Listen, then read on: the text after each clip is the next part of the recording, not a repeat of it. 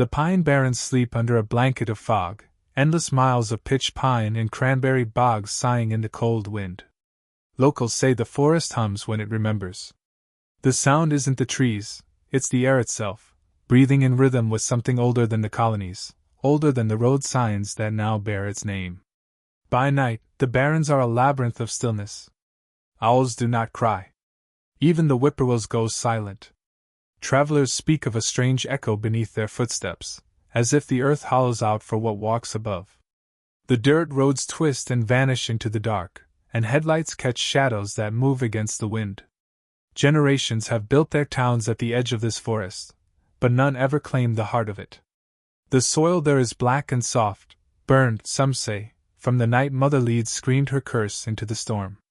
But that's later in the tale. For now, all you need to know is that the pines are never empty. Some nights, the air thickens, heavy with iron and rot. A single shriek can cut through the trees, half bird, half scream, the kind of sound that twists your gut before your mind can name it. Hunters follow it deeper, and never quite find what made it. Locals whisper that if you listen long enough, you'll hear wings dragging through the canopy, and hooves scraping bark like claws. But the forest keeps its secrets. The pines do not tell their stories to the living. They let them wander, and wait for the night to decide who goes home. In the year 1735, deep within the swamps near Leeds Point, a storm clawed its way across the coast. The rain came sideways, the wind howled like a wounded beast, and inside a crooked cabin of split pine, a woman screamed her 13th scream. Her name was Mother Leeds, a name whispered in every tavern and church pew from Atlantic County to the edges of the Barrens. 13 children, they said, one too many for God's patience. No one knows what pushed her to curse the unborn. Some say poverty. Some say betrayal. Others claim she'd struck a bargain she didn't understand. But when the final contraction tore through her, she spat words that burned the rafters. "Let it be the devil!" The thunder answered her. Candles went out. Midwives stumbled backward as the infant began to twist, bones snapping, wings splitting from its back like wet leather unfurling. A tail lashed. Hooves struck the dirt floor.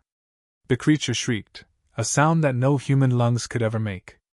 Mother Leeds fainted. When she awoke, the cradle was empty. The door swung open to the storm, and clawed footprints led out into the dark, vanishing toward the pines. By dawn, the forest had swallowed them. Chickens lay dead, livestock gutted. The village priest refused to enter the home again.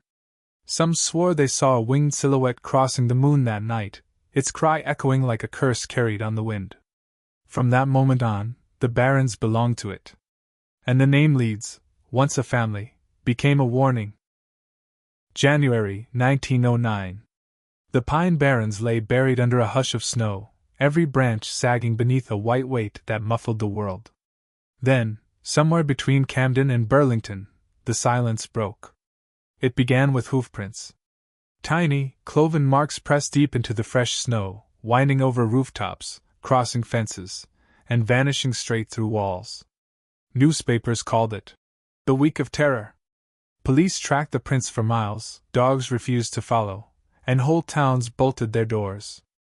Even the skeptics, factorymen, teachers, priests, swore something was flying overhead that week. One constable claimed he'd seen it perched on a telegraph pole, eyes burning like red coals, wings folded tight against its sides. When he raised his shotgun, it screamed, a piercing, metallic cry that shattered the air, and vanished into the storm. His horse bolted, never to be found. In Trenton, a trolley car was attacked. Passengers heard something land on the roof, scratching, hissing, clawing at the windows. They fled into the snow, stumbling through the dark as the shape took flight into the blizzard. Each night the papers printed new accounts. Mail carriers chased by winged shadows, schoolchildren kept home, factories closed early. Panic rippled from town to town, faster than the creature itself. By week's end, the Barrens were alive with torchlight and fear, men with rifles combing the woods, women praying by candlelight. But when the snow melted, the tracks led nowhere. No blood. No body. No sign of wings or hooves. Only the echo of something laughing in the trees, waiting for winter to come again. When terror runs too long, someone always tries to sell it. As the 1909 hysteria spread, the sideshow men smelled blood, or at least profit. One such promoter in Philadelphia claimed to have trapped the creature itself. Posters appeared overnight. "See the Jersey Devil alive! Winged monster of the pines!" The crowds came by the thousands. Inside the tent, beneath sputtering gaslight, stood a caged figure, small, trembling, covered in coarse fur. It hissed and pawed the bars, its eyes glowing wild under the lamps. Mothers screamed. Children cried. Reporters scribbled like mad. But one man, a hunter, stared too long.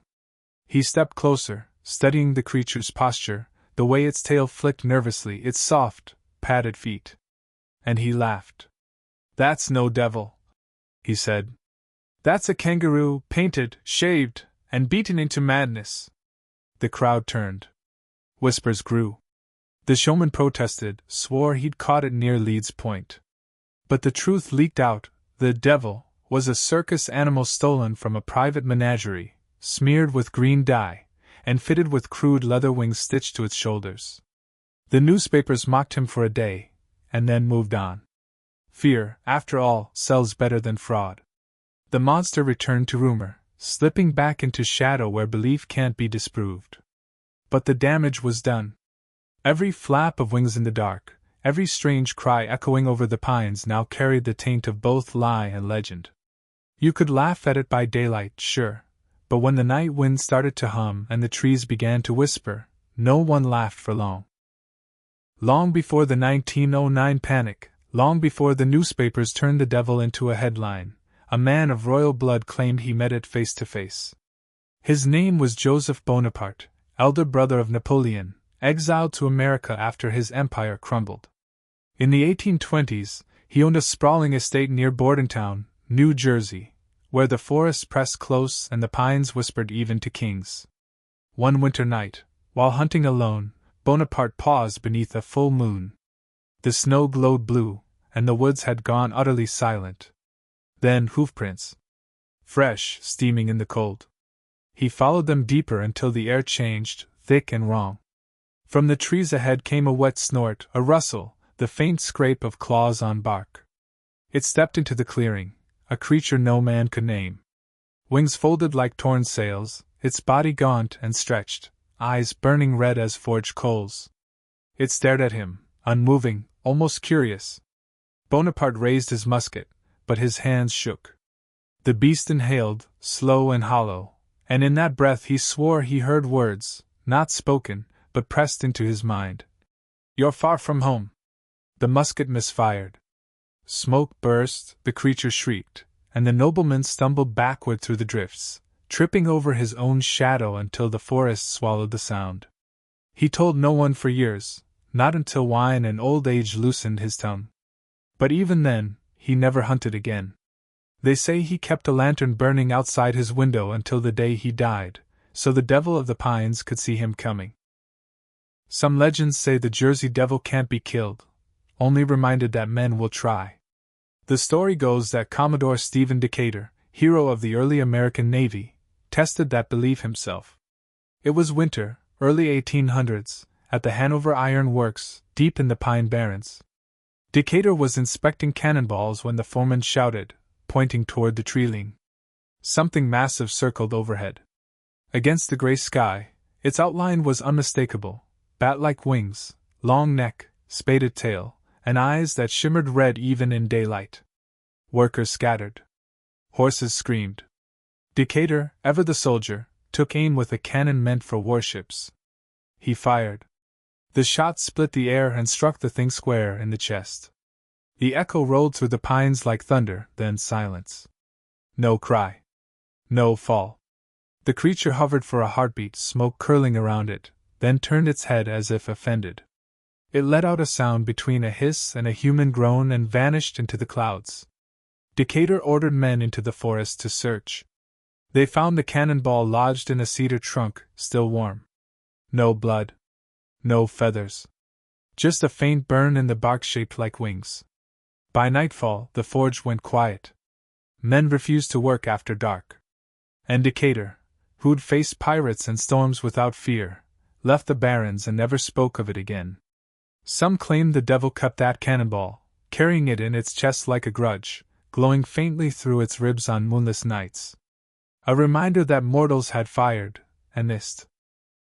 Time rolls on, but the pines never change, only the fires get bigger. In the spring heat of recent years, whole acres of the Barrens have gone up like tinder, black smoke twisting through the canopy, ash raining down like snow. Fire crews call it natural, locals call it feeding season. Because when the woods burn, the devil always comes home. Hikers tell of hearing screams inside the smoke columns, high, metallic, nothing like the wind. Drone cameras catch brief shapes circling above the flames, wings reflecting the firelight. One ranger swore he saw something walking along the tree line as the blaze tore through the forest, hoof prints searing into the sand, tail dragging behind. He left his post and never returned to duty. Even now, firefighters whisper that sometimes, when they cut the engines and let the forest breathe, they can hear it in the static of their radios.